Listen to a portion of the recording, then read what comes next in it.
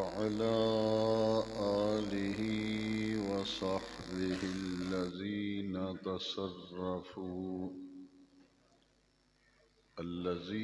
تصرفوا Annan تحقيقهم إلى إعلاء كلمة الرحمن. أما بعد فأعوذ بالله من الشيطان الرجيم. بسم الله الرحمن الرحيم.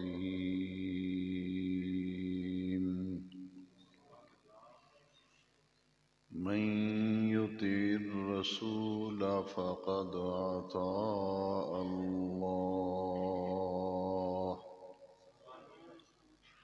صدق الله مولانا العظيم. إن الله وملائكته يصلون على النبي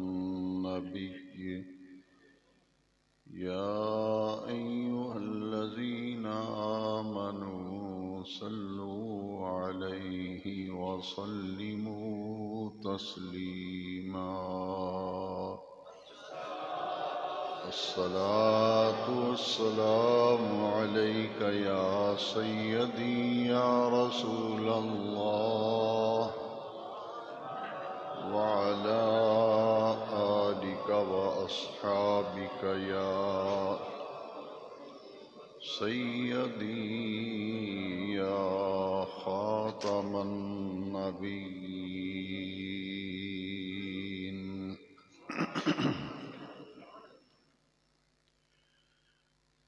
حاضرین محترم، آج کے خطاب جمعہ میں خطبہ نکاح کی اہمیت اور خطبہ نکاح کی تشریح مختصر وقت میں بیان کرنے کی سعادت حاصل کی جا رہی ہے۔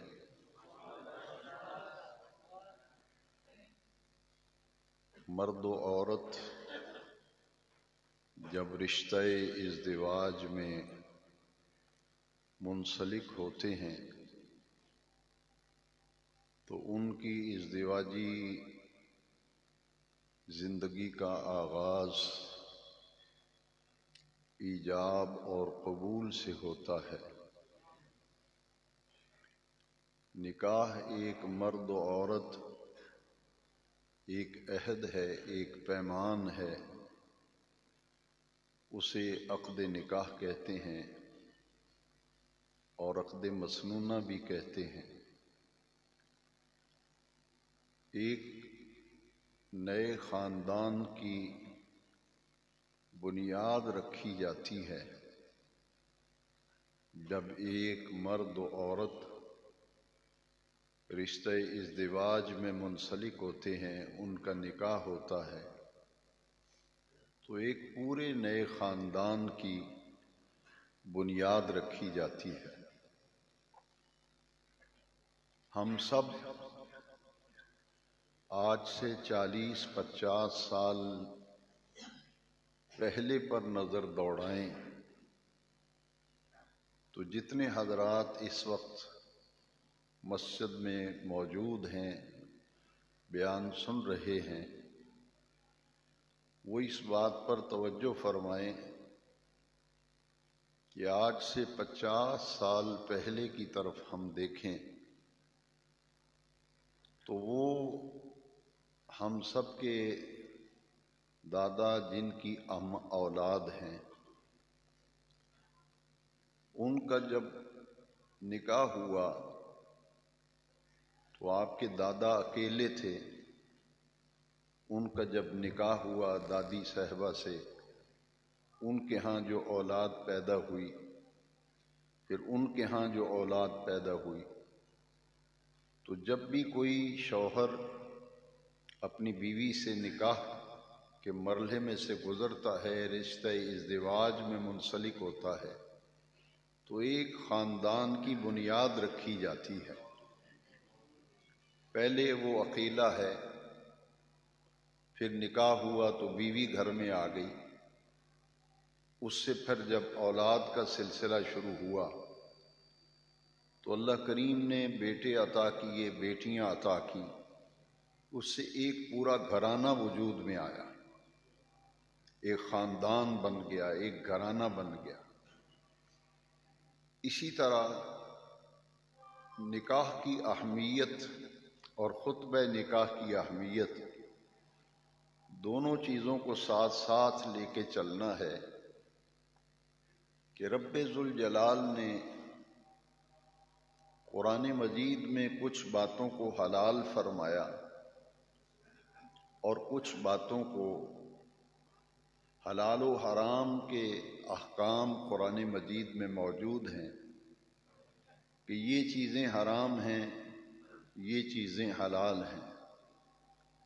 جنسی خواہشات کی تکمیل کے لیے رب ذوالجلال نے نکاح کا عمل رکھا ہے کہ مرد و عورت جب عقد نکاح اور عقد مسنونہ کے مرحلے میں سے گزرتے ہیں تو ان کے لیے جنسی خواہشات کی تکمیل کے لیے حلال ذریعہ پیدا ہو گیا، اور اس کے ساتھ ساتھ جو مطلوب و مقصود ہے کہ اولاد، خاندان کا وجود، ایک گھرانے کا وجود، وہ عمل میں آتا ہے۔ اور اللہ رب العزت کے پیارے محبوب کریم علیہ السلام نے نکاح کو اپنی سنت قرار دیا، فرمایا ان نکاح من سنتی، نکاح کرنا میری سنت ہے۔ گویا کہ ہمارے معاشرے کے اندر کچھ ایسی غلط چیزیں رواج پا گئیں، کچھ مردوں کے بارے میں بھی یہ بات سننے کو ملتی ہوگی یقیناً آپ کو کہ فلاں مرد جو ہے وہ تارک بیٹھا ہے، یعنی اس نے شادی نہیں کی۔ اسی طرح ہمارے معاشرے میں یہ کہتے ہیں کہ فلاں عورت تارک بیٹھی ہے، یعنی اس نے نکاح نہیں کیا، شادی نہیں کی۔ اگر شادی نکاح اتنا اچھا عمل ہوتا یا یہ کوئی فضیلت کی بات ہوتی یا درجے کی بات ہوتی تو پھر انبیاء کرام نکاح نہ کرتے، انبیاء کرام شادیاں نہ کرتے۔ تو یہ کوئی فضیلت کی بات نہیں بلکہ مذمت کی بات ہے، لیکن ہم اسے معاشرے میں اس عورت کے بارے میں، اس مرد کے بارے میں عجیب تصور قائم کر لیتے ہیں کہ فلاں مرد تارک بیٹھا ہے، یعنی اس نے نکاح ہی نہیں کیا، شادی نہیں کی۔ فلاں عورت تارک بیٹھی ہے، اس نے نکاح ہی نہیں کیا، شادی نہیں کی۔ عام لوگ اسے فضیلت میں شمار کرتے ہیں، جبکہ یہ فضیلت نہیں ہے بلکہ یہ تو مذمت ہے۔ اس لیے کہ اگر یہ کوئی فضیلت کی بات ہوتی تو کوئی نبی، کوئی رسول اور پیغمبر پھر نکاح نہ کرتا اور شادی نہ کرتا۔ لہذا یہ بات سمجھ لیں کہ النکاح من سنتی، نکاح کرنا میری سنت ہے۔ اور پھر دوسرے مقام پر فرمایا فمن راغب عن سنتی فلیس منی، جس نے نکاح نہیں کیا، نکاح کے عمل سے نہیں گزرا، حضور نے فرمایا میری امت میں سے نہیں ہے، میرا اس سے کوئی تعلق نہیں ہے۔ لہذا نکاح کرنا یہ محبوب ترین عمل ہے اس اعتبار سے کہ ہم سب اولاد آدم ہیں، آدم علیہ السلام کی اولاد ہیں، انسان ہونے میں سب، اولاد آدم ہونے میں سب برابر ہیں۔ انسانی مساوات کا دینی تصور یہی ہے کہ تم اولاد آدم ہو۔ حجۃ الوداع کے موقع پر حضور نے جو خطبہ دیا تھا اس میں حضور نے فرمایا تھا کہ کسی عربی کو اجمی پر، کسی اجمی کو عربی پر، کسی گورے کو کالے پر کوئی فضیلت حاصل نہیں، یعنی فضیلت کا معیار رنگ، نسل، دولت اور مال اور وطن نہیں، بلکہ فضیلت کا معیار جو ہے وہ کیا ہے؟ ان اکرمکم عند اللہ اتقاکم۔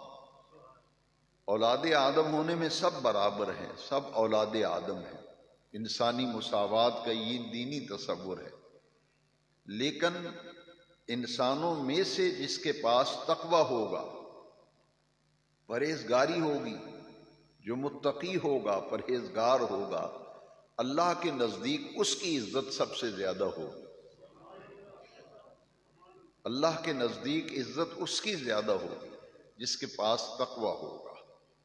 تو لہذا نکاح کا عمل جو ہے یہ حضور نبی کریم علیہ السلام کی سنت ہے۔ اسے عقد مسنونہ بھی کہتے ہیں، عقد کہتے ہیں گانٹھ کو، جسے گنڈ مارتے ہیں کسی چیز کو۔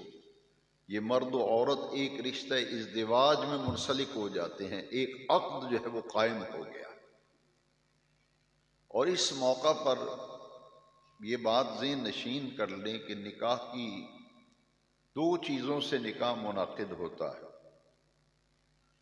النکاح ینعقد بالایجاب والقبول، ایجاب و قبول سے نکاح ہو جاتا ہے۔ ایک عورت اپنے آپ کو کسی مرد کی زوجیت میں دے دیتی ہے اور وہ کہتی ہے کہ بحیثیت بیوی کے میں نے تمہیں قبول کیا، اور بحیثیت خامد میں نے آپ کو قبول کیا، تو اس عہد اور پیمان سے نکاح منعقد ہوتا ہے، اور مرد کہتا ہے کہ میں نے اسے قبول کیا۔ عورت سے اجازت لی جاتی ہے اور مرد جو ہے وہ قبول کرتا ہے کہ اس نکاح کو میں نے قبول کر لیا۔ ان دو چیزوں سے نکاح منعقد ہو جاتا ہے۔ جب یہ عہد اور پیمان ہوتا ہے تو وہ بحیثیت میاں بیوی کے ان کا رشتہ قائم ہو گیا۔ اور جو خطبہ پڑھا جاتا ہے نکاح کے موقع پر، یہ نبی کریم علیہ السلام کی سنت ہے۔ نکاح کا خطبہ حضور کی سنت ہے، یہ برکت کے لیے اور خیر کے لیے خطبہ پڑھا جاتا ہے۔ خطبے کا لفظ جو ہے یہ خطاب سے نکلا ہے، جیسے میں آپ کو واعظ و نصیحت کر رہا ہوں، تعلیم اور تدریس کا سلسلہ جمعے میں ہوتا ہے، اسی خطبہ کہتے ہیں۔ جمعے کا خطبہ جو ہے وہ فرض ہے۔ ایک وہ خطبہ ہے کہ جمعے کی نماز سے قبل خطبتین، دو خطبے پڑھے جاتے ہیں، وہ خطبہ فرض ہے۔ جمعے کا خطبہ وہ شرط ہے جمعے کے اندر۔ اور عیدین کا خطبہ جو عید الفطر اور عید الاضحیٰ پہ نماز عید کی ادائیگی کے بعد خطبہ پڑھا جاتا ہے، اور جمعے کی نماز سے پہلے خطبہ ہے، یہ فرض ہے۔ عید کی نماز جو بعد جو خطبتین، دو خطبے پڑھے جاتے ہیں، وہ واجب ہے۔ اور نکاح کا جو خطبہ ہے یہ سنت ہے نبی کریم علیہ السلام۔ خوشی کے موقع پر مرد و عورت جب رشتہ ازدواج میں منسلک ہوتے، ایجاب و قبول ہوتا، تو نبی کریم علیہ السلام اس موقع پر خطبہ ارشاد فرمایا کرتے تھے۔ یہاں ایک بات بڑی ہی قابل غور ہے، ورزے نشین کر لیں کہ خوشی کا موقع ہوتا تو حضور پھر بھی خطبہ ارشاد فرماتے تھے، نصیحتیں کرتے تھے، تعلیم دیتے تھے، اور خطبہ نکاح کے اندر یہی تعلیم بھی ہے، نصیحت بھی ہے، رہنمائی بھی ہے، ہدایت بھی ہے۔ اسی طرح جب غم آتا تھا، پریشانی ہوتی تھی، جیسے کوئی آدمی فوت ہوا ہے تو اس کے فوت ہونے پر جنازے کا موقع ہے، تدفین کا موقع ہے، احادیث کے اندر یہ موجود ہے کہ حضور نے قبرستان میں بھی خطبات ارشاد فرمائے، جنازے کے موقع پر، غم کے موقع پر، پریشانی کے موقع پر بھی حضور نے خطبہ دیا، خوشی کا کوئی موقع ہوتا حضور پھر بھی خطبہ ارشاد فرماتے، کیونکہ اس کے اندر ایک راز اور حکمت یہ تھی کہ مسلمانوں کی تعلیم، ان کی تربیت، ان کی تلقین، ان کو نصیحت اور ہدایت، اس کے لیے حضور خطبہ ارشاد فرماتے تھے۔ تو خطبہ نکاح جو ہے یہ نکاح سے، ایجاب و قبول سے پہلے عمومی طور پر خطبہ پڑھنا چاہیے۔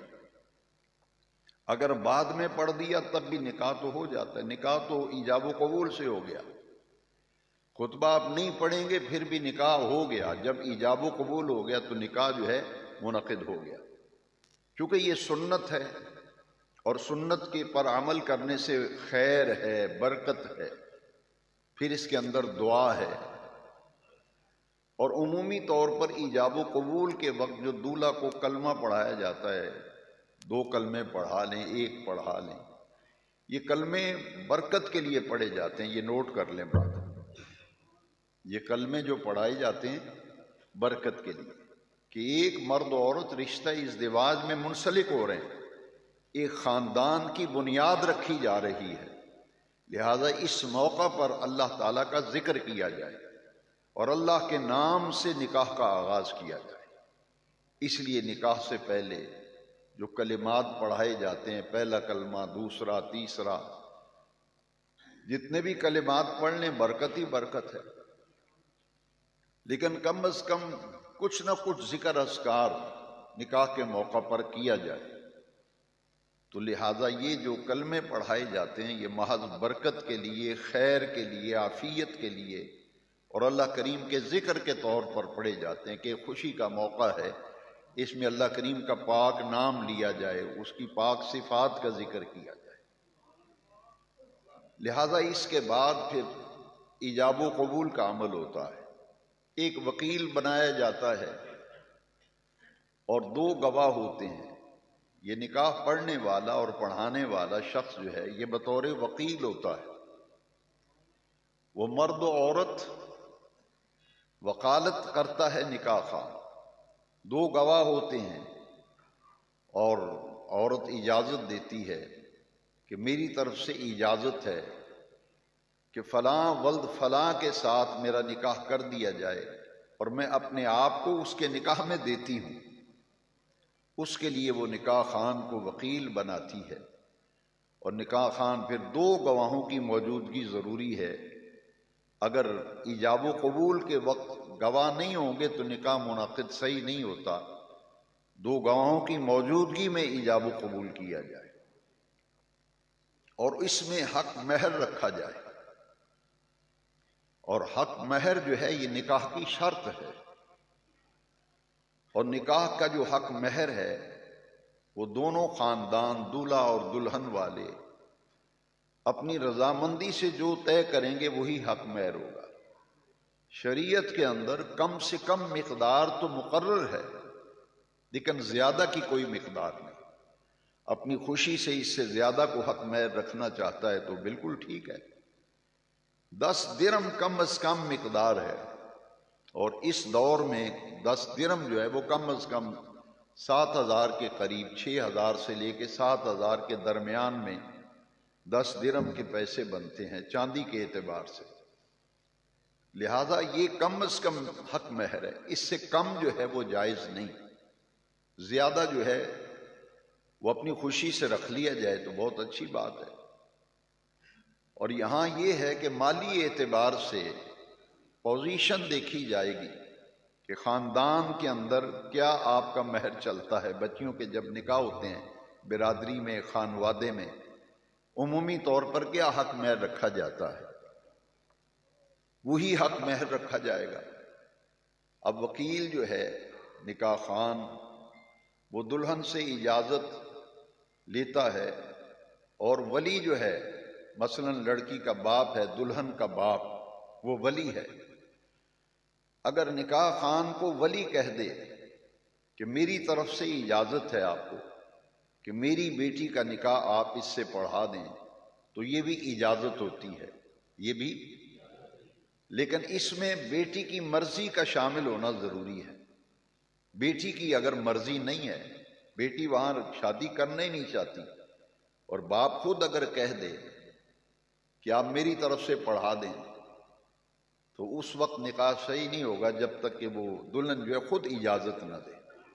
لہذا دلہن کی رضامندی پر اگر ولی کہہ دے کہ میری طرف سے اجازت ہے آپ نکاح پڑھا دیں، اتنا حق مہر ہے، تو اس پر وہ نکاح صحیح ہوگا۔ جو نکاح عمومی طور پر مجلس میں پڑھے جاتے ہیں، تقریب نکاح ہوتی ہے، بہت سے لوگ بیٹھے ہوتے ہیں، تو جب نکاح ہوتا ہے تو شرعی اعتبار سے جتنے لوگ بھی خطبہ سن رہے ہیں، ایجاب و قبول سن رہے ہیں، یا جن کے علم میں ہے کہ فلاں کی بیٹی فلاں کے ساتھ رشتہ ازدواج میں منسلک ہو رہی ہے، تو وہ سب کے سب شادی کے گواہ تصور کیے جائیں گے۔ شرعی اعتبار سے وہ سارے کے سارے شادی کے گواہ تصور ہوں گے، اور یہ حضور نبی کریم صلی اللہ علیہ وسلم کی شریعت مطہرہ کے مطابق یہی طریقہ ہے نکاح کہ نکاح خان کہتے کہ فلاں کی بیٹی، اس کا نام یہ ہے، اس کے باپ کا یہ نام ہے، یہ حق مہر ہے، اس کی شرعی اجازت سے میں نے اس کا نکاح آپ کے ساتھ کر دیا، آپ کو یہ نکاح قبول ہے؟ تو دلہا جو کہتا ہے کہ ہاں قبول ہے، میں نے قبول کیا، تو وہ نکاح جو ہے منعقد ہو جاتا ہے۔ ایک مرتبہ بھی اگر کہہ دیا کہ یہ نکاح آپ کو قبول ہے، اور اس نے کہا میں نے قبول کیا، تو نکاح فوراً منعقد ہو جاتا ہے۔ لیکن اسے اچھا اور مستحب اور مستحسن طریقہ تصور کیا گیا کہ کم از کم 3 دفعہ کہلوایا جائے، ورنہ ایک دفعہ بھی اگر دلہا کہہ دے کہ میں نے قبول کیا تو نکاح ہو جاتا ہے۔ یہ باتیں وہ ہیں جن کو سمجھنا ضروری ہے۔ اگر نکاح خان ایک دفعہ قبول کراتا ہے تو کوئی آدمی کہے کہ نکاح تو ہوا ہی نہیں، انہوں نے ایک دفعہ ہی کرایا ہے قبول، تو وہ غلط ہے، کیونکہ جب ایک دفعہ اس نے قبول کر لیا تو نکاح شرعی اعتبار سے منعقد ہو جاتا ہے۔ اور چوری چھپے جو نکاح کیا جاتا ہے کہ باپ کو علم ہی نہیں، بیٹی دوسری جگہ نکاح کر رہی ہے عدالت میں جا کے، یا چوری چھپے پیسے دے کے نکاح خان کو اور قاضی کو بلا کر کے چوری چھپے نکاح کر لیا ہے۔ اسی طرح لڑکا ہے، ماں باپ کو علم ہی نہیں۔ کئی ایسے والدین ہیں جن کو سال بعد پتہ چلتا ہے کہ میرے بیٹے نے خفیہ شادی کی ہوئی ہے۔ کئی ماں باپ ایسے ہیں پتہ ہی نہیں، بیٹی کا بعد میں پتہ چلتا ہے کہ اس نے تو عدالت، وہ کورٹ کے پیپر پیش کرتا ہے لڑکا، یہ تمہاری بیٹی جو ہے میں نے تو اس سے عدالت میں نکاح کیا ہوا ہے۔ اس پر یہ غور کر لیں کہ حضور نے فرمایا اعلنوا ھذا النکاح، نکاح کا اعلان عام کیا کرو۔ چوری چھپے نکاح اسلام کے اندر اس کی گنجائش نہیں ہے، اس لیے کہ کم از کم جس گھر کی بیٹی بیاہی جا رہی ہے یا جس دلہا کی شادی ہو رہی ہے، ان دونوں کے گھروں کے آس پاس کے لوگوں کو علم ہو، برادری کو علم ہو، قریبی دوستوں رشتہ داروں کو علم ہو کہ فلاں کا بیٹا آج بیاہا جا رہا ہے، فلاں کی بیٹی آج بیاہی جا رہی ہے، اس کی شادی ہو رہی ہے، تو اس کو کہتے ہیں اعلان عام۔ کم از کم عزیز و اقارب، دوست احباب، رشتہ دار، محلے والے، گلی والے، پڑوس والے، انہیں علم ہو، یہ ہے اعلان عام۔ یہ مطلب نہیں ہے کہ مسجد میں لاؤڈ سپیکر کھول کے اعلان کریں، یہ اعلان نہیں ہے، بلکہ شرعی اعتبار سے یہ شادی کا کارڈ جو ہے نا، شادیوں کے کارڈ آج کل چھپتے ہیں، پرانے زمانے میں گنڈ ہوتی تھی، لیکن اب چونکہ شادی کے کارڈ ہوتے ہیں تو اسے بھی اعلان عام تصور کیا جاتا ہے۔ ایک آدمی کا شادی کا کارڈ چھپا ہوا ہے، وہ جا رہا ہے لوگوں کے پاس، سب کو علم ہے کہ بیٹی والے کارڈ بانٹ رہے ہیں، انہیں لوگوں کو علم ہے کہ فلاں کی بیٹی کا نکاح ہے، بیٹے کا کارڈ بانٹا جا رہا ہے، سب کو پتہ ہے کہ بیٹے کا نکاح ہے۔ لہذا نکاح کے لیے ضروری ہے کہ جس بیٹی بیٹے کا نکاح ہے، کم از کم آس پاس تعلق والے رشتہ داروں کو علم ہو کہ فلاں کا رشتہ فلاں سے ہو چکا ہے اور آج اس کی رخصتی ہے یا نکاح کی تقریب ہے۔ لہذا یہ علم ہونا ضروری ہے۔ یہ نکاح کے چند معاملات تھے جو میں نے آپ کی خدمت میں عرض کی۔ اب ایک بات بڑی توجہ سے سننے والی ہے کہ شادی ہو، نکاح کا معاملہ ہو، یہ سارے کا سارا اس کا تعلق شریعت مطہرہ کے ساتھ ہے۔ یہ ادائیگی سنت نبوی کی تقریب ہے، ادائیگی سنت نبوی کی تقریب ہے، حضور کی سنت کی ادائیگی ہے۔ اور اس اعتبار سے میں اکثر یہ جملے بولا کرتا ہوں، یہ خالصتاً دینی تقریب ہے، خالصتاً دینی تقریب ہے۔ اس لیے میرا یہ موقف ہے، ہر آدمی اختلاف کر سکتا ہے کہ ہمارے دین کے اندر یہ جو ہم ایک بڑی زیادتی کرتے ہیں کہ ایک آدمی نے اپنا جگر کا ٹکڑا دے دیا ہے، بیٹی دے دی، آپ کے سپرد کر دی، اور پوری زندگی کے لیے تمہارے سپرد کر دی۔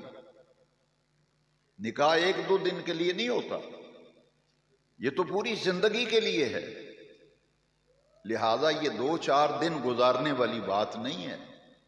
اسی لیے تو خطبہ نکاح کی طرف میں آ رہا ہوں، یہ تو جب تک سانس چلتا رہے گا، دلہا اور دلہن جب رشتہ ازدواج میں منسلک ہو جائیں گے تو دین یہ کہتا ہے یہ موت تک نبھانا ہے، موت تک نبھانا ہے۔ اسی لیے لفظ بولا جاتا ہے رفیقہ حیات، بیوی کو کیا کہتے ہیں؟ رفیقہ زندگی کی ساتھی، دکھ اور سکھ کی ساتھی، راز و نیاز کی ساتھی۔ لہذا یہ تو آپ کے دکھ درد کا ساتھی آ رہا ہے، اور باپ نے اپنی جگر کا ٹکڑا تمہیں دے دیا، بیٹی تمہارے سپرد کر دی، اپنی عزت تمہیں دے دی۔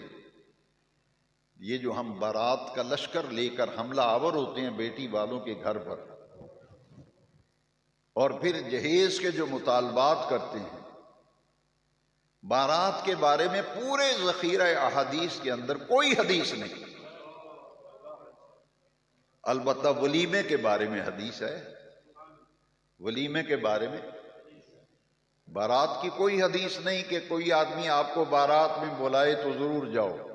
لیکن مسلم شریف کے اندر حدیث شریف ہے، نبی کریم علیہ السلام نے فرمایا جب کسی کو کوئی ولیمے پہ بلائے اور ولیمے کی دعوت دے تو حضور نے فرمایا اسے ضرور ضرور قبول کرے، ولیمے کی دعوت کو ضرور ضرور قبول کرے، انکار نہ کرے۔ ہاں اگر کوئی مجبوری ہے، جیسے آدمی کو اس دن اس کی کوئی مصروفیت ہے یا بیمار ہے یا سفر پہ جانا ہے، کوئی اور معاملہ ہے، وہ معاملہ الگ ہے۔ لیکن حضور فرماتے ہیں کہ ولیمے کی دعوت دی جائے تو پھر نہ کرو، ضرور جاؤ ولیمے میں۔ ولیمہ تو مسنون ہے، ولیمہ مسنون، اسی لیے شادی کارڈ کے اوپر کئی لوگ لکھتے ہیں ولیمہ مسنون۔ یہ دلہن کے گھر آنے پہ شکرانے کی دعوت ہے۔ شب زفاف جب گزارتے ہیں شوہر اور بیوی، تخلیے میں اور خلوت میں ان کی رات گزرتی ہے تو اپنے گھر میں آباد ہوتی ہے بیٹی، تو اگلے دن پھر شکرانے کے لیے دوست احباب کی، رشتہ داروں کی دعوت کی جاتی ہے کہ اللہ کا شکر ہے کہ دلہن خیر و عافیت سے گھر میں آئی ہے، زندگی کی ساتھی آ گئی ہے، اور پوری زندگی کا یہ بندھن بندھ گیا ہے نکاح کے ذریعے، لہذا یہ شکرانے کی دعوت ہے ولیمے کی۔ لیکن حضور کی یہ حدیث پیش نظر رکھیں، بارات کے بارے میں اگر کسی کو حدیث ملے تو مجھے دکھا دے، میں اتنا ہی کہہ سکتا ہوں، میں اس کو منہ مانگا انعام دے دوں گا جتنا مانگے گا۔ لیکن ولیمے کے بارے میں میں دکھاتا ہوں کہ جس کو ولیمے پہ بلایا جائے، حضور نے فرمایا وہ ضرور ضرور اس کی دعوت کو قبول کرے۔ اور پھر حضور نے وضاحت بھی فرما دی، فرمایا بہترین دعوت ولیمہ کی یہ مسنون ہے، اسے ضرور قبول کرو۔ لیکن حضور نے فرمایا سب سے برا ولیمہ وہ ہے، سب سے بری ولیمے کی دعوت وہ ہے جس میں غریبوں کو نظر انداز کیا جائے۔ کسی آدمی کو ولیمے میں اس لیے نہ بلانا کہ وہ غریب ہے، کسی کو اس لیے ولیمے پہ نہ بلانا کہ اس کی مالی حالت اچھی نہیں، مالی اعتبار سے کمزور ہے، غریب ہے، مسکین ہے، فقیر ہے، اسے نظر انداز کرنا، حضور نے فرمایا سب سے برا ولیمہ وہ ہے جس میں غریبوں کو، غرباء کو اور جن کو حقیر سمجھ کر نظر انداز کرنا، وہ بری دعوت ہے۔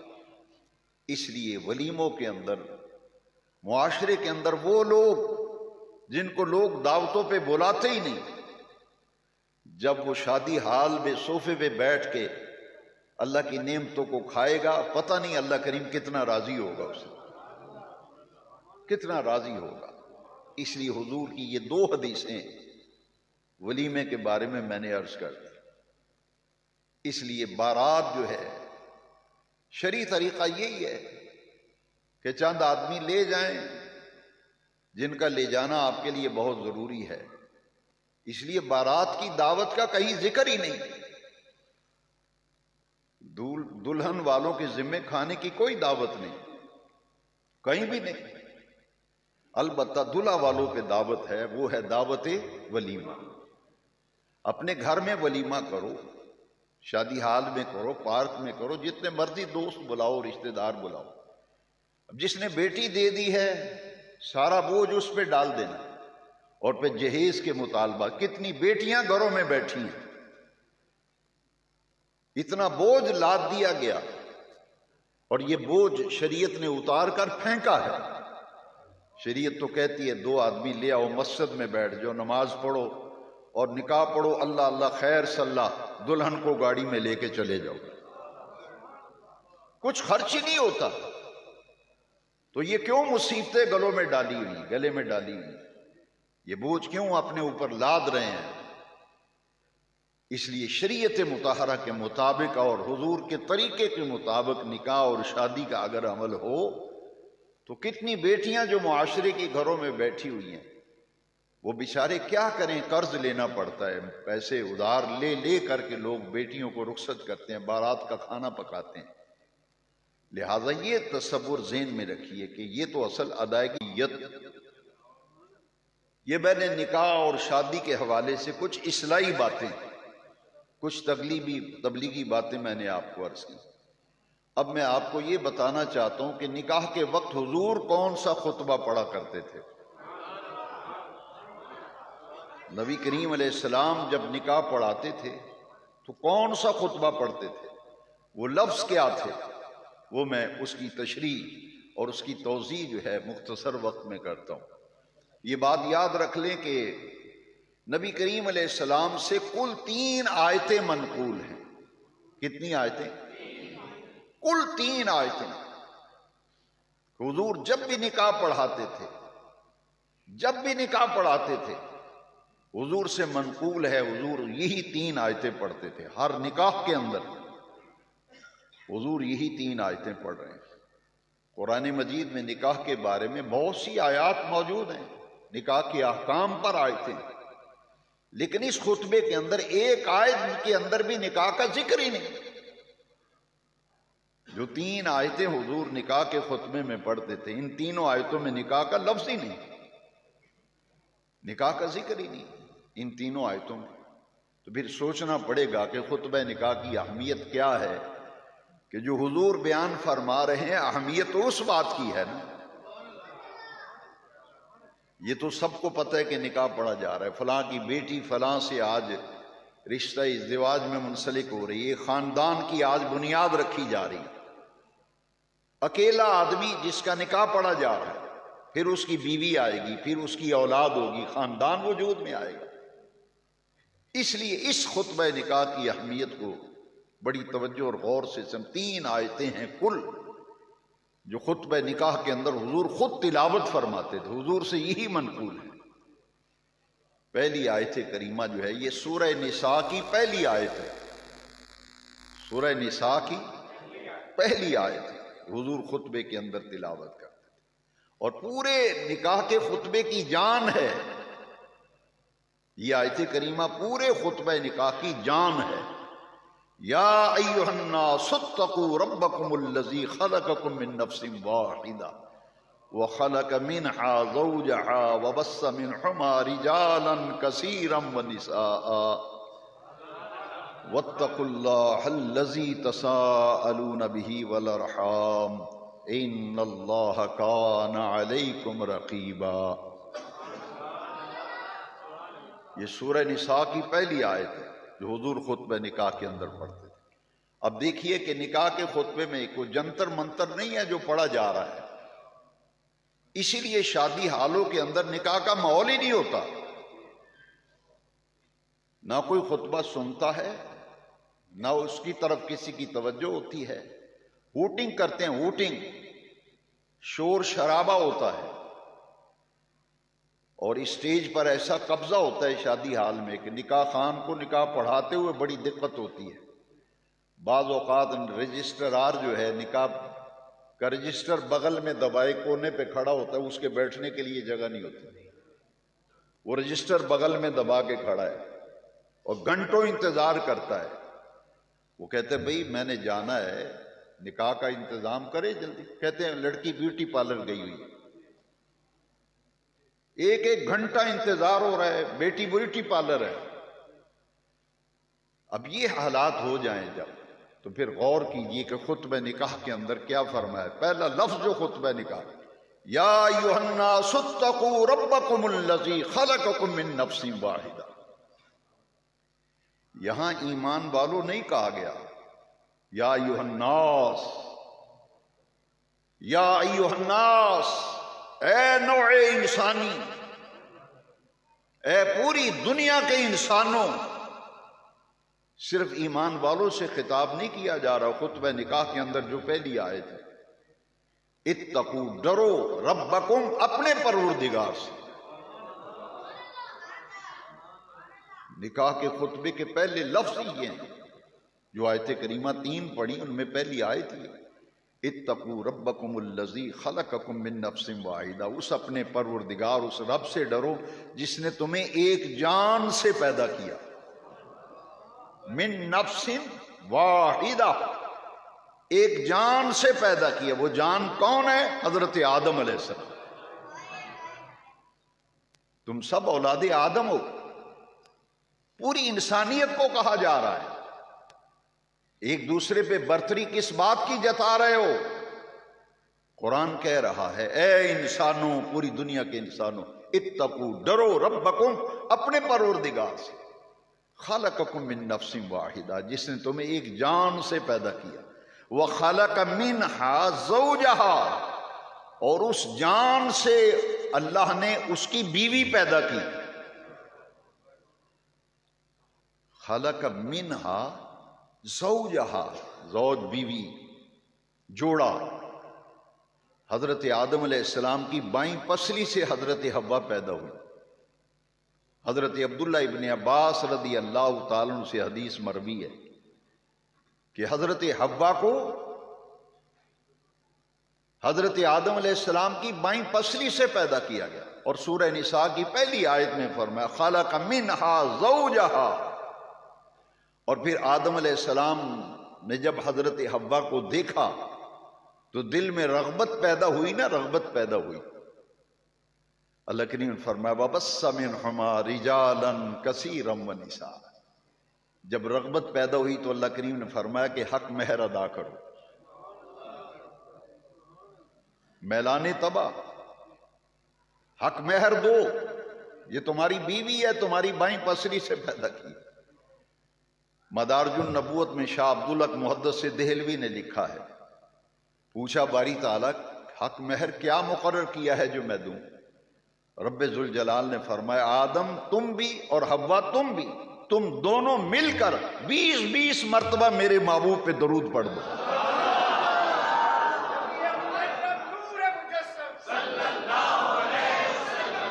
میں نے ریفرنس کوڈ کر دیا ہے، مدارج النبوت میں شاہ عبدالحق محدث دہلوی نے لکھا، فرمایا آدم 20 مرتبہ تم درود پڑھو، 20 مرتبہ حوا پڑھے، حق مہر ادا۔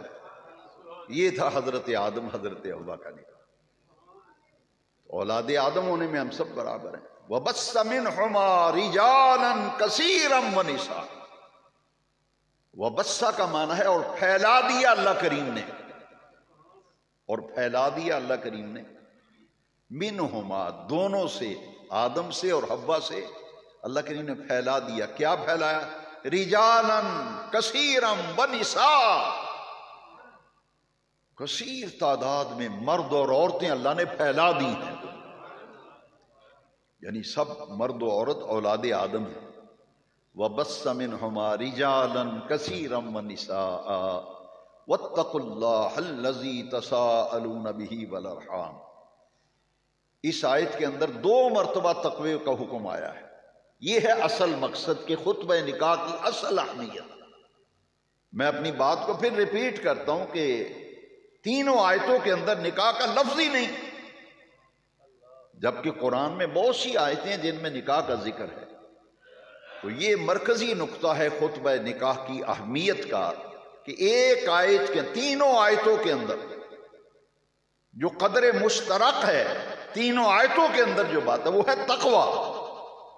تینوں آیتوں کے اندر قدر مشترک کیا ہے؟ تینوں آیتوں کے اندر تقوی کا ذکر ہے. میاں بیوی کے درمیان بہت سے حقوق ہوتے ہیں، بلکہ جب ایک آدمی نکاح کے رشتے سے کے ذریعے سے رشتہ ازدواج میں منسلک ہوتا ہے بطور شوہر اور بیوی، وہ زندگی گزارتے ہیں، تو ان میں بہت سی راز کی باتیں ہوتی ہیں اور ان کے درمیان بہت سے حقوق ہوتے ہیں جو تیسرے آدمی کے سامنے بیان نہیں کیے جا سکتے. اس لیے اللہ کریم نے فرمایا کہ تم رشتہ ازدواج میں منسلک ہو رہے ہو. حضور نے خطبے میں اس لیے پڑھا کہ دیکھنا تمہارے درمیان جو حقوق اور فرائض کا سلسلہ ہے، اس معاملے میں اللہ سے ڈرتے رہنا. اللہ سے، نہ شوہر بیوی سے ظلم و زیادتی کرے، نہ بیوی شوہر سے ظلم و زیادتی. ہر اعتبار سے تمہاری رفیقہ حیات ہے، تمہاری رازدان ہے. جتنی بیوی مرد کو جانتی ہے اس کی رازدان ہوتی ہے، کوئی دوسرا ہو ہی نہیں سکتا. رشتہ ایسا ہے، نازک رشتہ ہے جس کی وضاحت کی ضرورت نہیں. بس اتنا سمجھ لیں کہ پھر ایک دفعہ تقوی کا حکم آیا، پھر دوبارہ آیت کے اندر تقوی کا حکم آ گیا. وَاتَّقُوا اللَّهَ الَّذِي تَسَاءَلُونَ بِهِ وَالْأَرْحَامَ. اس اللہ سے ڈرو. پہلے بھی اتقوا کا لفظ اور آیت کے درمیان میں بھی اتقوا کا لفظ ہے. ڈرتے رہو. اتقوا اللہ الذی، اس اللہ سے ڈرو. تساءلون بہ والارحام، جس اللہ کا واسطہ دے کہ تم مانگتے ہو، اپنے حقوق مانگتے ہو، اپنے حقوق مانگتے ہو ایک دوسرے سے، رشتہ داروں سے. اللہ کا واسطہ دے کے کہ اللہ کے واسطے میرا یہ کام کر دو، اللہ کے واسطے میرا کام کر دو. تو جب اللہ کے واسطے کے بغیر تمہارا کام ہی نہیں چل رہا تو پھر ڈرتے رہو نا اس اللہ سے، یعنی اس کی نافرمانی سے ڈرتے رہو. تساءلون بہ والارحام، ارحام کہتے ہیں، یہ رحم ان کی جمع ہے. ارحام ہر قسم کی رشتہ داری. ارحام کا معنی ہے ہر قسم کی رشتہ داری، خونی رشتے جو ہیں. اس آیت کریمہ میں یہ اتقوا اللہ الذی تساءلون بہ والارحام کا معنی یہ ہے کہ رحمی سے ڈرتے رہو، بچتے رہو. رشتوں کو توڑو نہ، رشتوں کو جوڑو. والارحام کا لفظ استعمال کر کے صلہ رحمی کا حکم دیا، قطع رحمی سے بچنے کا حکم دیا. ان اللہ کان علیکم رقیبا، بلا شبہ اللہ تبارک و تعالی تمہارے اوپر نگران ہے، نگہبان ہے، نگران ہے. ان اللہ کان علیکم رقیبا، اللہ سے تو کوئی چیز چھپی ہوئی نہیں ہے. فرمایا تمہیں جان رہا ہے، ہر عمل، ہر فعل، ہر قول وہ اللہ تعالیٰ کے علم میں ہے. وہ تو نگہبان ہے، تمہارا نگران ہے.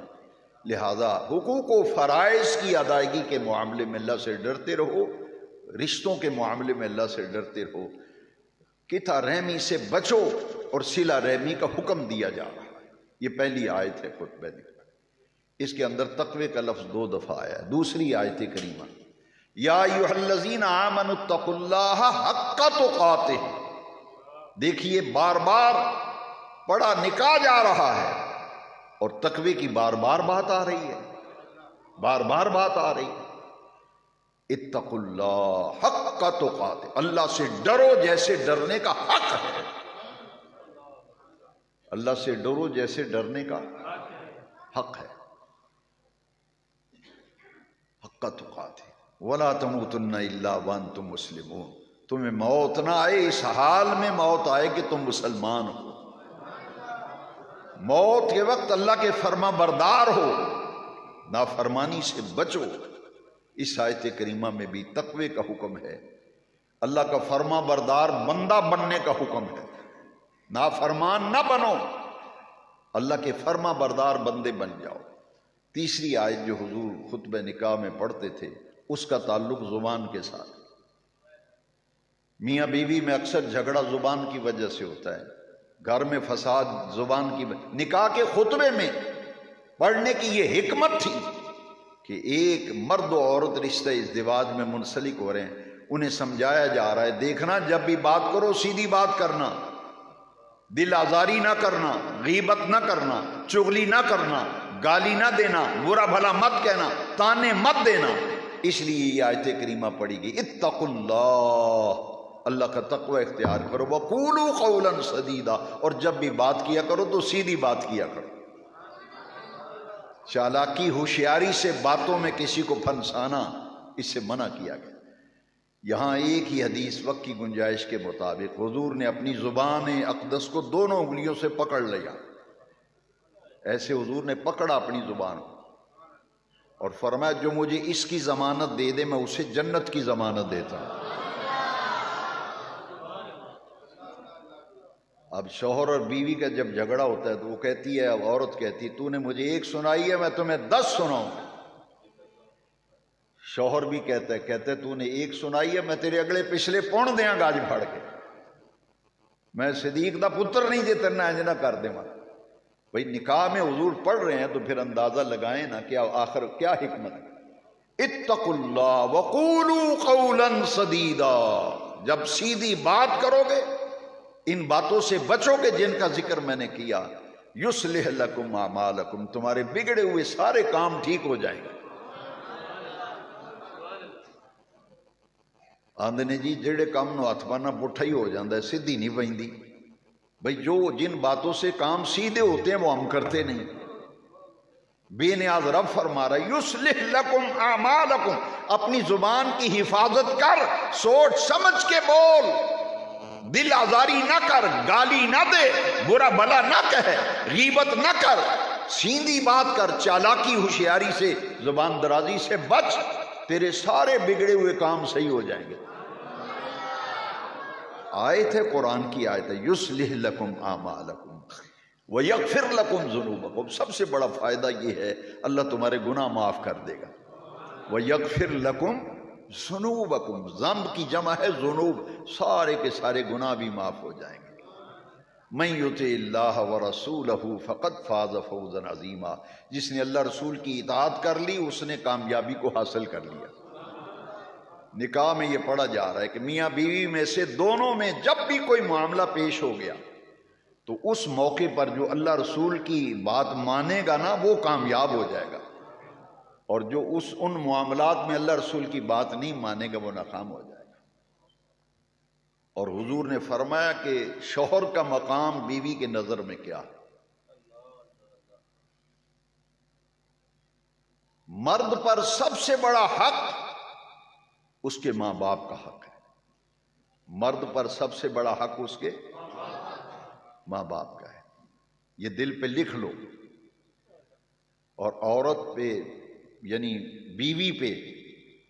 بیوی پہ سب سے زیادہ حق اس کے شوہر کا ہے۔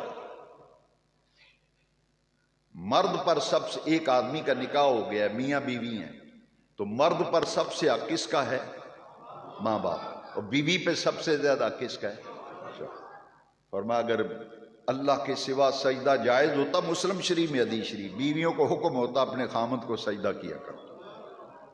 اتنا نازک رشتہ ہے میاں بیوی کے شوہر۔ اب آئیے حدیث نبی کریم یہ خطبہ نکاح کے اندر 3 آیتیں جو حضور سے منقول ہیں ان کی میں نے تفسیر اور تشریح عرض کر دی، اور 2 حدیثیں ہیں جن کی میں وضاحت کر چکا ہوں۔ النکاح من سنتی، یہ نکاح کے خطبے میں حدیث پڑھی جاتی ہے، نکاح کرنا میری سنت ہے۔ فمن راغب عن سنتی فلیس منی، یہ دوسری حدیث ہے، جس نے میری سنت سے منہ موڑا، نکاح نہیں کیا، شادی نہیں کی، ایسے ہی بیٹھا ہے، کہتے تارک بیٹھا ہے، یہ فضیلت کی بات ہوتی تو نبی رسول پیغمبر شادیاں نہ کرتے، نکاح نہ کرتے۔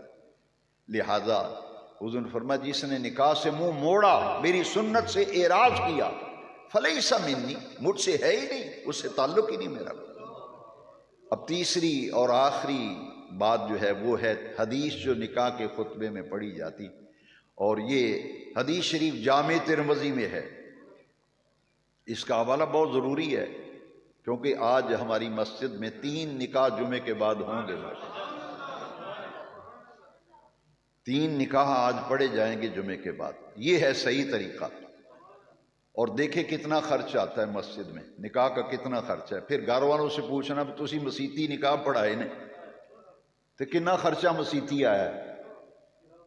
کوئی خرچہ ہی نہیں، نہ ہنگ لگے نہ پھٹکڑی، مسئلہ ہی کوئی نہیں۔ بس دولہا آتا ہے، نکاح پڑھا جاتا ہے، دلہن کو لے کے گاڑی میں گھر چلا جائے۔ یہ کیا بارات کا جنجال گلے میں ڈالا ہوا ہے؟ کیا ایک پورا لشکر آ رہا ہے بیٹی کو لینے؟ تماشا نہیں، اپنے گھر میں بلاؤ، ولیمہ کرو۔ اب یہ حدیث بڑے غور سے سنیے۔ حضور نے فرمایا اعلنوا ھذا النکاح، نکاح کا اعلان عام کیا کرو، وجعلوہ فی المساجد، اور نکاح مسجدوں میں منعقد کیا کرو۔ نکاح کا اعلان عام کیا کرو، نکاح۔ یہاں یہ وضاحت ضروری ہے کہ یہ فرض یا لازم نہیں ہے کہ مسجد کے بغیر نکاح ہی نہیں ہوگا، یہ غلط فہمی نہ ہو۔ شادی حال میں بھی نکاح ہو جائے گا، پارک میں بھی، گھر میں، جہاں کریں گے نکاح ہو جائے گا، لیکن نکاح کے لیے جس پاکیزہ ماحول کی ضرورت ہے